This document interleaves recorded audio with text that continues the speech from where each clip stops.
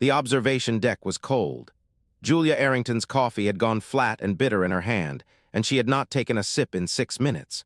Through the viewport, New Aberdeen rotated slowly beneath the Vigilant's orbit, a smear of smoke rising from the southern continent where a refinery had been, where it was still burning. Lieutenant Bastian Frye cleared his throat behind her. "Commander, Governor Hawthorn is requesting immediate response on Channel 3. She did not turn. "Put him through."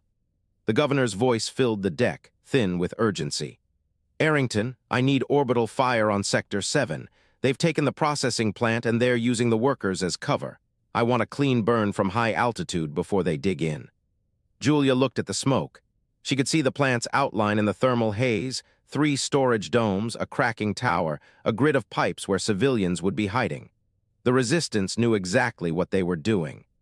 "Request denied," she said. "We're not bombing our own people. If you go in slow, they'll scatter into the underground.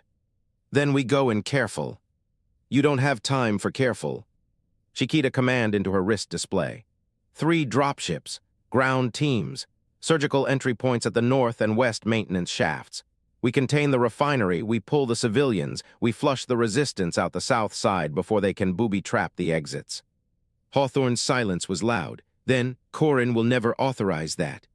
Julia ended the channel and walked toward the lift. She found Primus Corin in the tactical bay, standing over a holographic map of the sector. The red indicators pulsed around the refinery like a heartbeat. He did not look up when she entered. "Surgical strike," he said, flat. "That is your recommendation." "It is." "Casualty projection for your plan. 70% probability of 0 civilian fatalities. 45% probability of 0 resistance fatalities. 100% probability of ground engagement." Corin raised his head. His eyes were pale and still. "And the orbital burn casualties. 29 confirmed civilians in the blast radius. They are hiding in the pipe gallery under the cracking tower. The thermal sensors picked them up 3 minutes ago." He studied her for a long moment. "You read the sensors before you came in." "I always do." "Then you know my projection is cleaner." "Dead is not clean." Corin's jaw tightened. "The resistance will use the refinery as a platform. They will broadcast the images of civilians huddled inside while we pick our way through doors and corridors they have mapped for months. And when your soldiers die in those corridors, the resistance will call them invaders, which they are, which we are." Julia felt the cold coffee in her stomach. They are still human beings.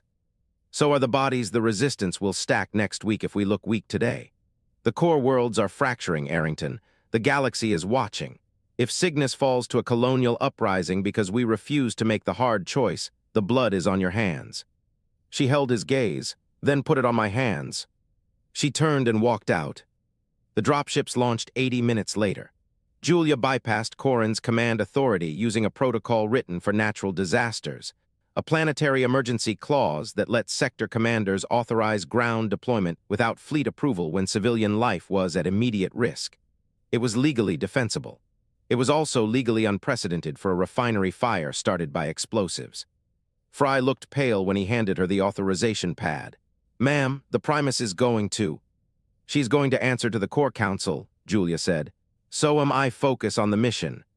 The operation took 4 hours. 3 insertion points, 14 resistance fighters captured, 29 civilians extracted from the pipe gallery. 1 soldier dead. Emmett Day. He was 23. He had been in the service for 18 months. He died when a pressure door the resistance had rewired to the main power grid discharged 30,000 volts through the frame. The autopsy report would list cardiac arrest. Julia knew it was her whose heart had stopped when she heard the casualty report over the tactical channel. She watched the body bag being loaded onto the shuttle. The bag was standard-issue gray polymer. It was exactly the same as every other bag she had seen in her career. She had never noticed that before. She had never noticed how ordinary a man's shape looked under a sheet when he was done being alive. The smell of hydraulic fluid rose from the deck vents. The red glow of the tactical board still reflected across her face. She was still holding the cold coffee. She had done everything right. She had followed the doctrine. She had minimized casualties. She had saved 29 people who would never know her name. And Emmett Day was dead anyway. Clean did not mean innocent. She stood alone on the observation deck, and watched the shuttle descend toward the planet's surface. She did not let anyone see her face when the hatch closed. The silence stretched. Then Frye's voice came from the doorway, careful and strained. "Commander, we are receiving a new signal from the surface, Cygnus V." She turned slowly. "Priority." "Priority 1, it is not from Governor Hawthorn." "Then who?" Frye swallowed. "A Mindreach diplomatic vessel has entered the system. They are hailing on official channels. They want to speak to the human in charge." Julia walked toward him. "Corin is already handling it." "He is, ma'am, but the message is not addressed to him." She stopped. "The transmission is specifically addressed to you, Commander Julia Errington by name." The deck hummed beneath her boots. The smoke still rose from New Aberdeen's southern continent, and somewhere in the system, a ship full of mines was waiting to speak to her. She had not asked for this. She had not asked for any of it. But the message was on her display now, and it would not wait. The diplomatic lounge rotated on a slow axis, its gravity at 60% Earth standard, and the amber light from the crystalline ceiling panels cast everything in a warm, forgiving glow. Julia hated it. She stood by the circular table in her formal uniform, starched collar, polished rank pins, boots that pinched her left foot, and watched the two Mindreach glide through the airlock as if they owned the station. Xyler moved first, their slate-gray skin catching the light. Their large black eyes did not blink in unison. The left one shifted to scan the room, then the right one followed a moment later. They stopped at the center of the lounge and folded their hands, 3 fingers, 2 thumbs, a configuration Julia still found unsettling. Scythian came in behind them, smaller, more fragile, with sensory frills extended along their jawline. Those frills twitched as they scanned every surface, every panel, every shadow. They were nervous. Julia filed that away. Primus Corin stood in the far corner with his arms crossed. Observer only. His face said nothing. Xyler spoke first. Their voice was a low musical hum that resolved into standard galactic trade language. The translation implant in Julia's ear converted it to English with a half-second delay. "The Mindreach Council has observed your internal conflict with mounting concern." Xyler's tone was calm, clinical, the voice of someone who had delivered bad news to 100 species. "We offer mediation. Your civil war threatens trade routes. It generates refugee flows the neighboring systems cannot absorb. The galaxy cannot afford a fractured humanity." Julia kept her face still. Mediation. That meant listening to polite suggestions from people who had never lived under occupation, never watched a soldier die from a booby-trapped door, never held cold coffee at dawn, and wondered if the cost was worth it. "Why do you care?" she asked. Xyler paused. The pause was deliberate, a diplomatic beat. Their eyes shifted independently again, tracking something Julia could not see. "A splintered humanity is unpredictable." Their voice dropped slightly. "A united humanity, even a fractious one, can be contained. Containment is our goal." There it was, the glass edges of galactic diplomacy. The minds wanted to help humanity settle their differences so they could lock the species into a predictable orbit. Julia felt something tighten in her chest. She did not let it show. Scythians stepped forward. Their frills extended further, catching the amber glow. They carried a circlet of woven crystalline filaments that pulsed with a faint amber light of its own. The chorus crown. Julia had read the briefing on it: thought amplifier, broadcast receiver, diplomatic tool. Scythian placed the crown on their head. The filaments settled against their skin and began to glow brighter. "Allow me to demonstrate," Scythian said. Their voice was higher than Xyler's, less controlled. "I will read your surface emotions only. This will prove that the Mindreach can parse human intention, that we can be trusted as mediators." Julia did not consent. Scythian did not ask. The crown pulsed, and Scythian's frills snapped flat against their skull. Their black eyes went wide, both of them this time, synchronized in shock. Their mouth opened. No sound came out. Their hands rose toward the crown as if to tear it off, but they did not touch it. They just hovered there, trembling. The crown's glow flickered. The amber light stuttered, dimmed, then flared bright and hot. An ozone smell cut through the recycled air, sharp, acrid. Scythian made a sound Julia had never heard from a Mindreach before. A low, keening whine, like a machine in distress. Xyler moved.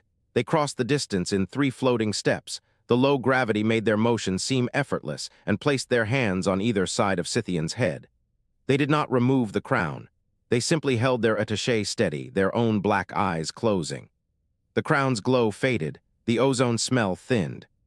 Scythian's frills remained flat, their breathing, if Mindreach breathed, was ragged. Xylar opened their eyes, both of them, together.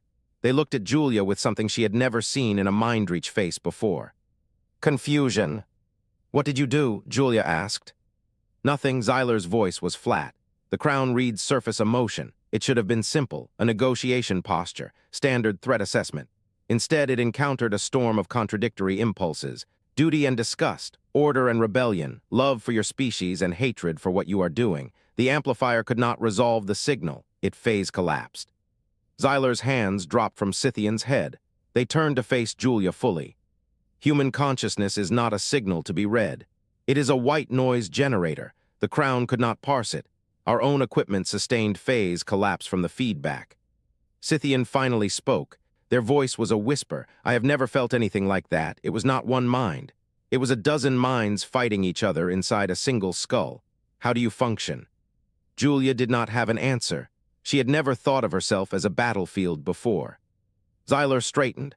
Their composure returned, but it was a deliberate reconstruction, a mask put back in place. The galaxy's most advanced diplomatic asset is the ability to read intention, they said. With your species, that asset is useless. We are, for the first time in centuries, negotiating blind. Silence filled the lounge. Corin stepped forward from the corner. His boots hit the deck with a deliberate weight. His voice was cold, clipped, the sound of a man closing a door. The Empire will handle its own affairs. Your presence is not required. Julia looked at him, and she saw something she had not seen before. Fear. Not of the Mindreach, not of their telepathic tools. Fear of her. Of what she might say next. Corin's jaw was tight. His hands were open at his sides, but they were not relaxed. They were ready to gesture an order, ready to end this conversation. Julia looked at Xylar, at Scythian still trembling, at the crown dark now, its filaments dull. She looked at the smoke rising from New Aberdeen through the observation window. And she opened her mouth. The hologram generator hummed, a thin, high whine that sat just at the edge of hearing. Governor Hawthorn's face floated above the table, blue-lit and vaguely distorted, his politician's smile already locked in place. Julia kept her hands flat on the cold surface. She did not sit, neither did Corin. He stood at the head of the table with his arms crossed, broad-shouldered, unhurried. The silver streaks in his hair caught the light when he turned his head. He had dismissed the Mindreach without consulting her, without warning. He had walked them to the door himself, one hand gesturing toward the corridor, his voice polite and final. Now he was back. The door sealed behind him with a soft pneumatic hiss. Julia spoke first. That was a mistake. Corin's jaw tightened. Not enough for most people to notice, she noticed. The Reach have no standing in human space, he said. No authority, no treaty. Their offer was an intelligence operation dressed as diplomacy. You saw that. I saw a species that cannot read our minds. Silence, 2 seconds, 3. Hawthorn's hologram flickered. His smile had not moved. Commander, the Mindreach are guests. We are not obligated to host them indefinitely. The colonies need a show of unity right now, not diplomatic experiments with aliens who vibrate when they get confused. Julia turned to face the hologram directly. They control the only neutral transmission channel in the sector. Hawthorn's smile thinned. The Resistance is not listening to Imperial broadcasts, Julia said. They are listening to the vacuum, to the open frequencies, to anything that isn't us. If we ban the minds, we hand them a narrative. The Empire is afraid of peace, afraid of anyone hearing both sides. The Empire is not afraid, Corin said, quietly, evenly. Julia met his eyes. Then why are we slamming the door on a species that just handed us a weakness on a platter? They cannot parse human consciousness. The crown collapsed. That is not a failure, it is an advantage. We should be keeping them close, studying them, understanding what they saw. Corin walked around the table. His boots clicked on the deck plating, steady, deliberate. He stopped 3 meters from her. You are suggesting we negotiate with rebels. I am suggesting we do not make new enemies while old ones sharpen knives. Hawthorn's hologram cut in. This is not a debate, Commander. The decision has been made. The Mindreach will be housed in diplomatic quarters on Cygnus V until their ship is cleared for departure. You will have no further contact with them. Julia's hands stayed flat on the table. Her knuckles were white. Corin tilted his head, a tired gesture, almost sympathetic.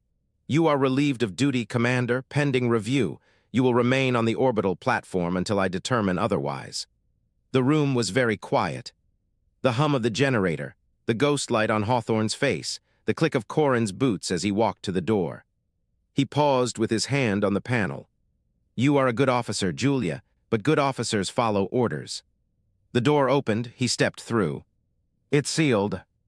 Hawthorn's hologram dissolved into static, and then nothing. Julia stood alone at the table. The cold surface pressed up through her palms.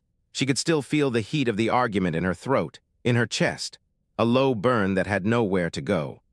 She understood now. Corin was not punishing her for insubordination.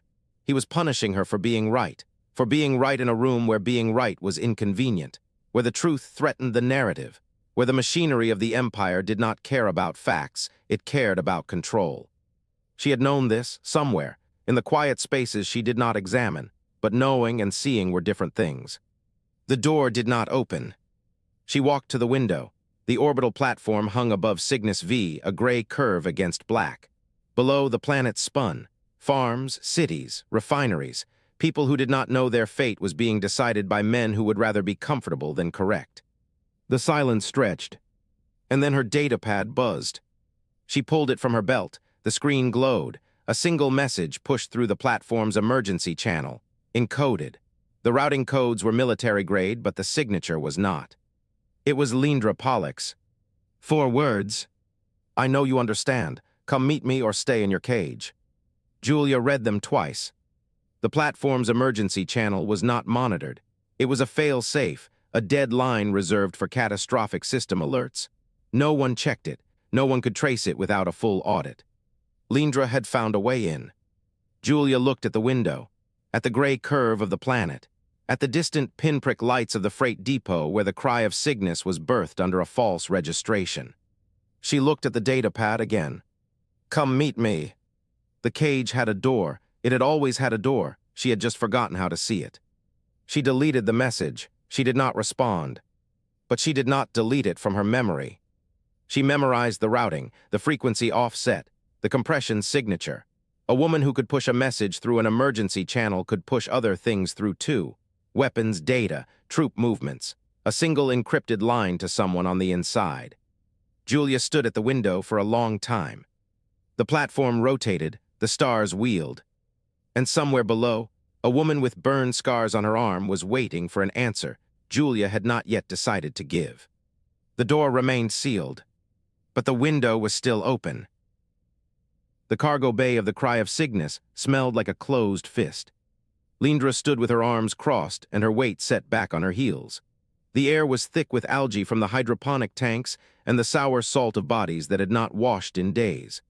A single light panel flickered overhead, casting shadows that crawled across the deck plates like something alive. Xyler sat on a cargo crate. Their legs were folded beneath them in a posture that looked comfortable but was not human. Their black eyes moved separately, scanning the bay, then Lindra, then the 2 fighters by the door with their rifles held low and ready. "You have a lot of nerve," Lindra said, "coming here without telling anyone." "Your network is not difficult to locate," Xyler replied. "Your emotional signatures bleed through the system relays. You are angry, you are afraid, you are." "I know what I am," Lindra stepped forward. "What I don't know is what you want." Xyler tilted their head. The gesture was not human, but the meaning was clear: curiosity. "We have already made this offer to your Imperial administrators," they said. "They refused. We believe you will not." "Try me." The Mindreach can transmit a neutral broadcast across the system. Every channel, every frequency. Your voice uncensored. In exchange, we require data on human behavior under stress. Lindra stared at them for a long moment, then she laughed. It was not a happy sound. It was dry and sharp, and it cut the humid air like a blade. "You think we need a voice?" she said. "We need guns, we need ammunition. We need the fusion cutters that Imperial patrols confiscated from our settlements. We need the medicine they stopped shipping when we refused to pay their new taxes. A broadcast does not feed a child. A broadcast does not stop a bullet." Xyler's sensory frills extended slightly, a sign of processing. "You do not understand the strategic value of information dominance," they said. And you do not understand the Empire, Lindra's voice dropped. Let me explain it to you. She sat down on the deck, not across from Xyler, not at a safe distance. She sat 5 feet away, cross-legged, her burned scars catching the flickering light. They arrived 8 years ago, she said. They came with ships that blocked out the sun. They told us we were joining something larger. They promised infrastructure. They delivered conscription. Every able-bodied adult had to register for a labor rotation. My father was 53. They sent him to the refineries on New Aberdeen. He came back 3 months later with his lungs burned out. Xyler watched her. Their breathing was slow and regular, no visible emotion. They promised representation, Lindra continued. They delivered tax collectors. They said we would have a voice in the core council, but every petition we submitted was denied. Every delegate they appointed was a man from Earth who had never seen the dust on Cygnus V. They told us we were citizens. Then they told us what citizens were allowed to say. She touched her left forearm. The scars there were raised and white in places, darker in others, an old burn from an old fight. My brother Ellis, he joined the resistance 2 years ago. He believed in the idea of freedom. He thought if we showed them we would not break, they would have to listen. She paused. They shot him on live broadcast. They said he was a terrorist. They said his death was a warning. The light panel flickered again. The shadows shifted. Xyler sat very still. I am sorry, they said. The words were flat. They meant something, but not what a human would mean. The minds did not have a word for the emotion that humans called pity. They had an observation. They had a recognition that another being had experienced harm, but the bridge between that recognition and the feeling that followed, the minds had not built it. Lindra shook her head. I don't want your apology. I want to know why you came here, really came here. Xyler considered the question. Their frills flattened against their neck. The chorus crown failed on your commander Errington, they said. It failed because her mind is a storm we cannot parse. We assumed she was an anomaly, a high-ranking military specialist with unique neural architecture. They paused. But you are not a specialist. You are a resistance fighter in a converted freighter with failing life support, and your mind is the same storm. Lindra frowned. What are you saying? Your species cannot be modeled. Xyler's voice carried a note of something that might have been wonder if their kind had possessed that capacity. We have encountered conflict before. We have studied war. We have cataloged the responses of 47 species under military occupation. Every one of them followed predictable patterns of behavior, attrition, and capitulation. Every one except yours. Lindra's hand went still on her thigh. Humans do not separate pain from action, Xyler said. Your pain is not a signal to retreat. It is a signal to advance. The more you suffer, the more you resist. The more you lose, the more you fight. This is not a defect in your logic. It is the logic itself. The bay was silent, except for the hum of the failing light panel. The minds cannot understand you, Xyler said. We cannot predict you. We cannot determine whether an individual human will cooperate or attack, will flee or stand, will negotiate or die. You carry contradictory truths simultaneously. You believe in order and you believe in freedom. You believe the Empire is wrong, but you also believe that humans are capable of ruling. You do not resolve these contradictions. You live inside them. Lindra stared at them for a long time.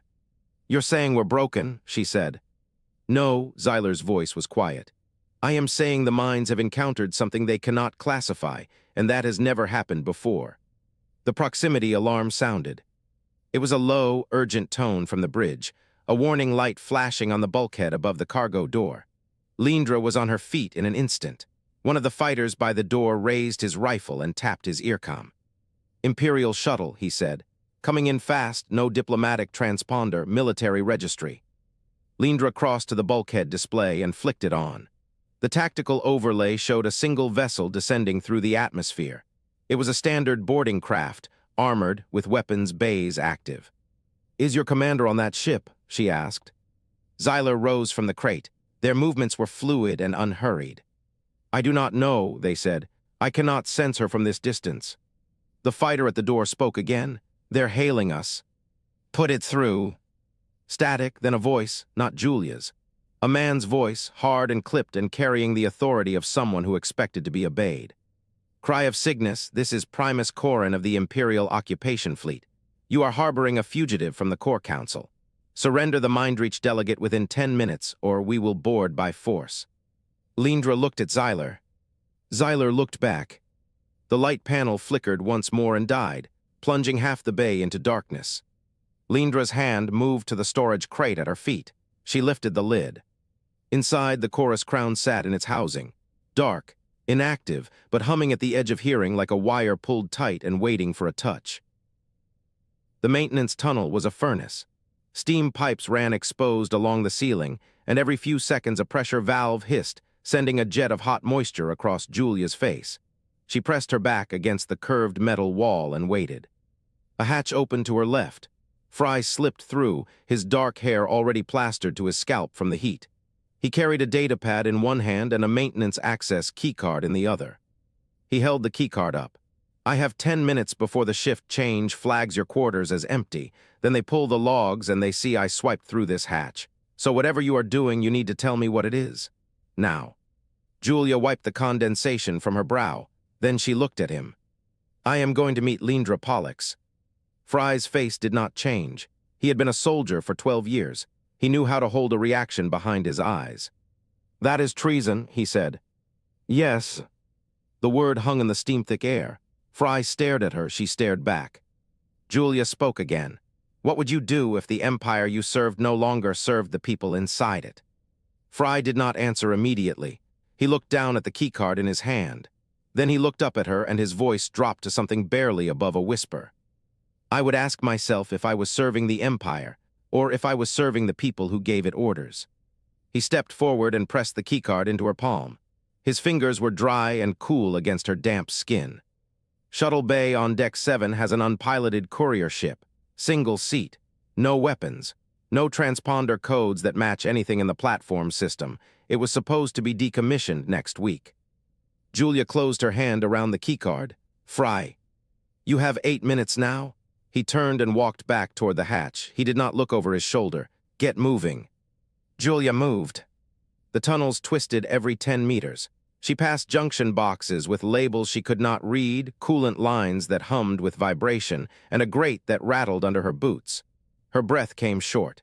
The heat did not help. A hand grabbed her arm and pulled her sideways. Julia's training took over before her brain caught up. She dropped her weight and twisted, ready to drive an elbow into the attacker's throat. The attacker let go and stepped back. It was a woman in a stained gray jumpsuit, her left sleeve pinned flat at the shoulder where an arm used to be. The other arm held a spanner. "Easy," the woman said.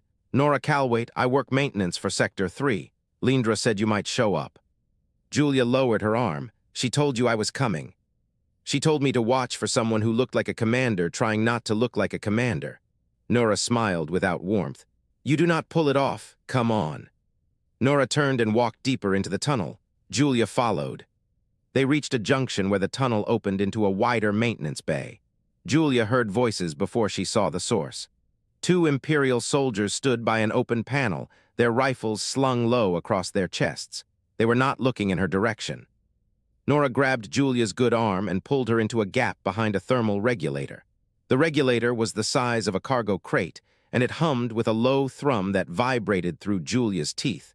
She pressed herself into the narrow space between the regulator and the wall. Nora crouched beside her. The soldiers were talking, their voices carried in the confined space. "Did you hear about the alien?" one of them said. "The gray one. The rebels snatched it right out of the diplomatic wing." "I heard," the other soldier said. "Primus Corin is going to level the whole sector." "Good, let him. I want to go home." Nora and Julia held still. The soldiers finished their inspection. Their boots clicked on the metal deck as they walked away. Nora stayed crouched for 10 more seconds before she moved. "They will not find the alien," she said quietly. "Lindra is not stupid." Julia did not answer. She was thinking about what the soldier had said. Level the whole sector.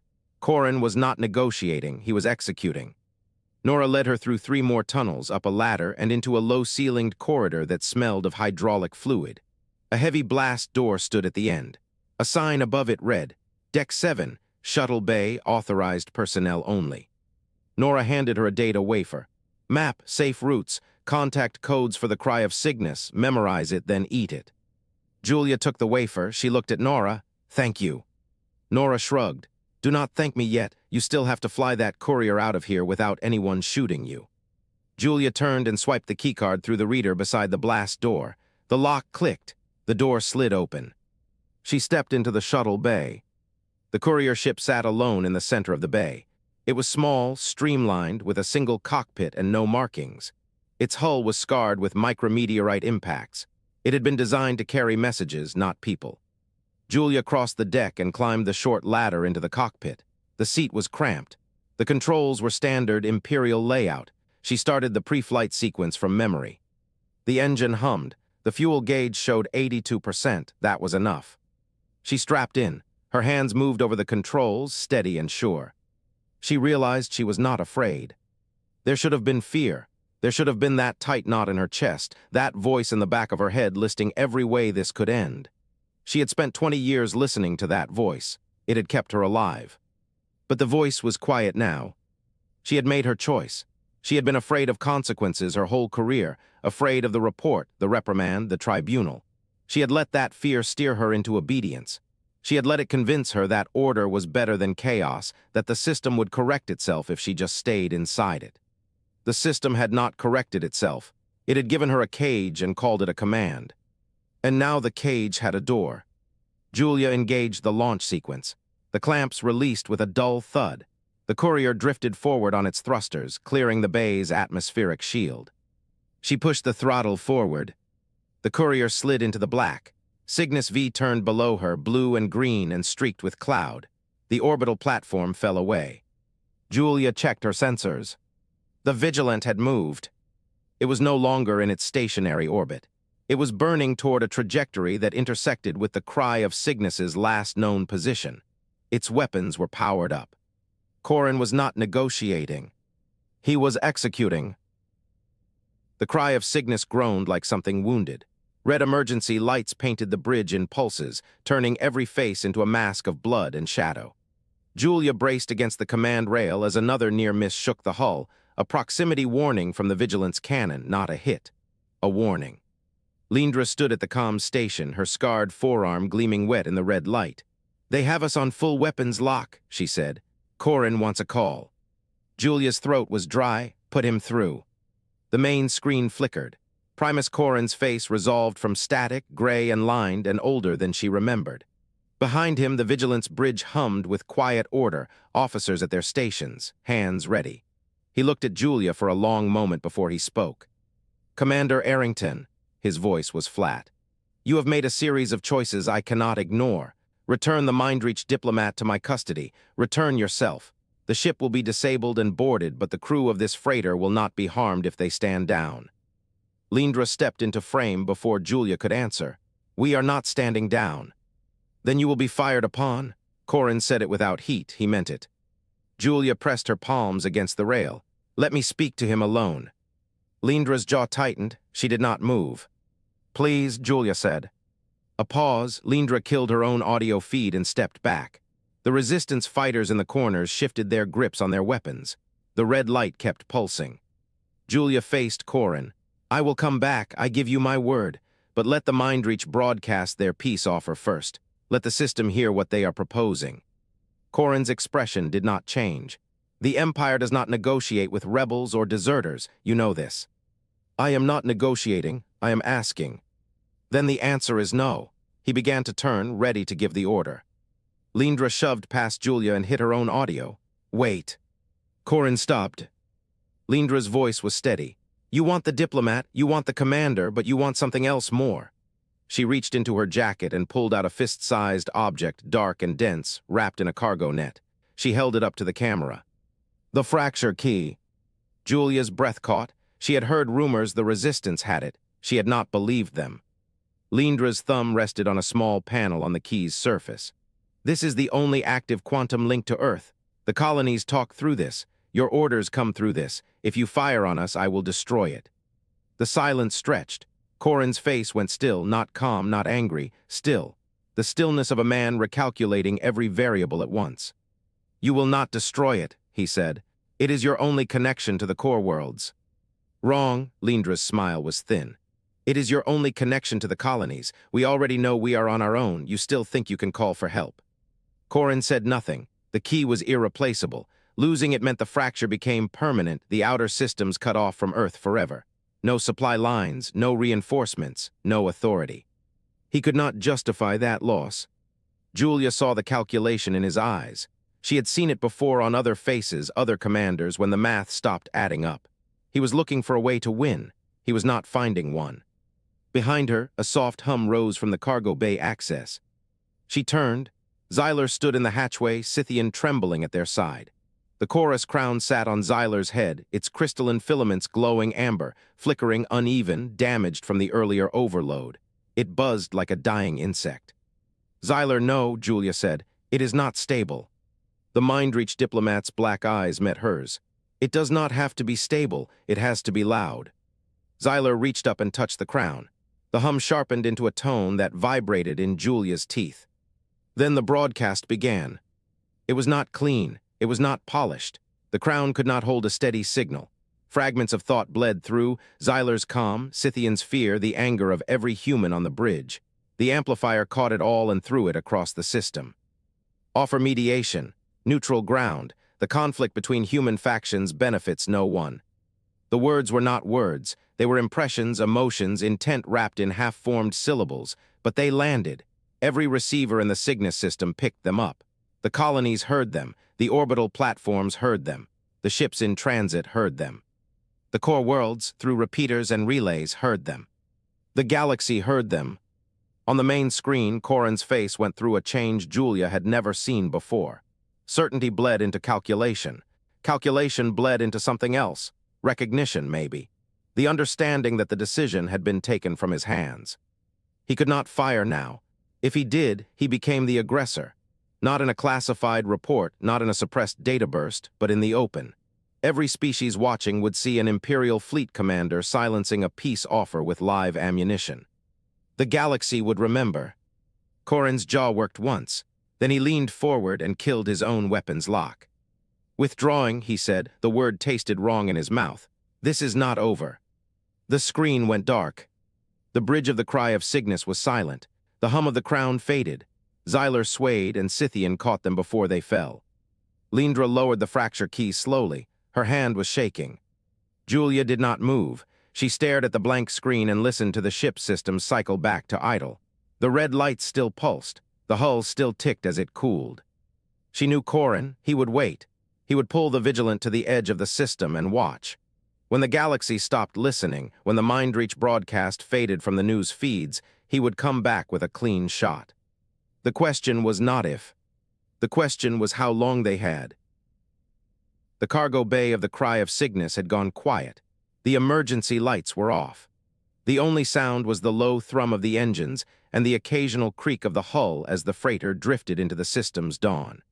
Julia stood with her back against a bulkhead, her fingers still tingling from the adrenaline that had kept her moving for the past 3 hours. Lindra sat on a cargo crate, her burn-scarred arm resting across her knees, her thumb tapping a slow rhythm against her thigh. Frye leaned against the far wall, his helmet off, his face pale and drawn. Nora was at the repair station, running a diagnostic wand over a panel of exposed conduits, her one hand steady despite the exhaustion pulling at her features. Xyler stood in the center of the bay, their hands folded behind their back, their dark eyes fixed on nothing. Scythian crouched nearby, their sensory frills extended, trembling slightly. The broadcast had gone system-wide. 3 other colony worlds had already sent signals requesting their own mediators. The fracture was accelerating faster than Corin could respond. Julia pushed off the bulkhead and walked toward Xyler. Her boots echoed on the deck plates. The sound felt too loud in the silence. "What happens next?" Xyler's eyes shifted to focus on her. They did not blink. Their face was unreadable. "We do not know," they said. "Our species has never dealt with a conflict that refused to resolve into clear sides." Julia let out a breath.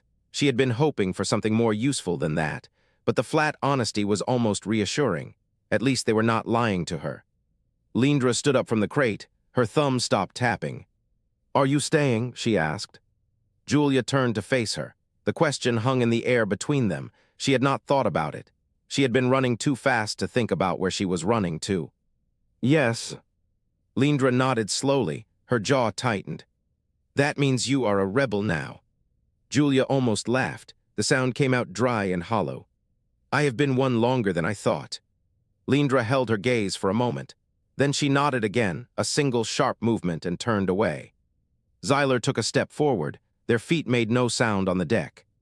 What does humanity want? The question was simple. It landed like a stone in still water. Lindra answered first. Her voice was rough but steady. Humanity wants to stop being a problem for the galaxy and start being a conversation. She paused, her eyes flicked to Julia, then back to Xyler. But no one is ready for that conversation yet. Xyler tilted their head. The gesture was slow, deliberate, almost bird-like. Then what do you do in the meantime? Lindra had no answer for that. Julia did. You survive, you build, you wait until they are ready. The chorus crown flickered. Scythian let out a soft sound of distress and scrambled toward it. The circlet lay on the deck where Xyler had set it down after the broadcast. Its amber glow pulsed once, twice, then faded to a dim, uneven shimmer. Scythian picked it up with both hands, their fingers tracing the crystalline filaments. They held it up to the light from the viewport. The filaments were dull in several places. Dark cracks ran through them like veins. It cannot function at full capacity again, Scythian said. Their voice was thin, precise. The continuous broadcast burned out several filaments. The structure is compromised.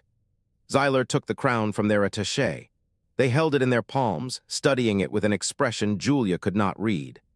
Julia looked at the crown, the damaged filaments, the dark cracks, the thing that was supposed to read minds but could not read hers. She stepped closer. You will need better tools if you want to understand humans. Xyler looked up from the crown. Their eyes met hers. Do better tools exist? Julia smiled.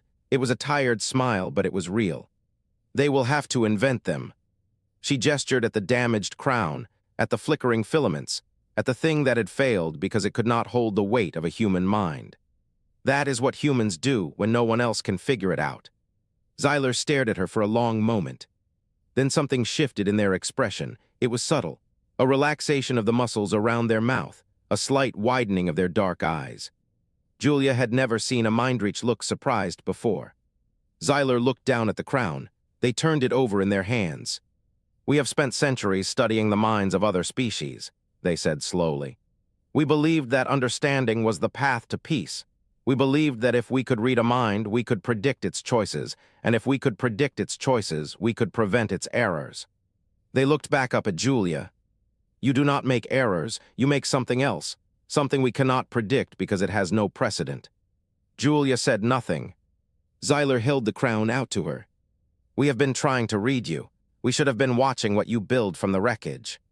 Julia took the crown. It was lighter than she expected. The filaments were cold against her fingers.